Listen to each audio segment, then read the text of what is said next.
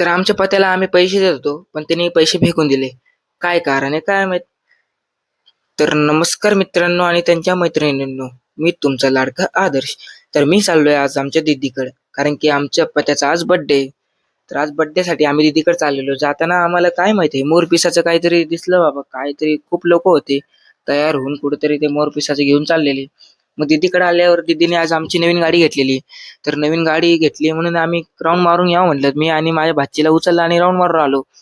मग राऊंड मारून येता येता आम्हाला दुकान दिसलं. दुकानात आम्ही घेतले एक आईस्क्रीम मस्त. आमच्या पत्याला तर सर्दी झाली तरी तो आईस्क्रीम खायला लागलाय, काही कळतच नाही. नको खाऊ म्हटल्यावर माझ्या तोंडाकडे बघतोय. मग आमची भाची त्याच्या तोंडाकडे बघते, कारण की आईस्क्रीम खायला लागलाय सर्दी होऊन पण. मग घरी जाताना आम्ही पत्याला म्हणलं चला आता आम्ही निघतो. पत्या रुसलाच.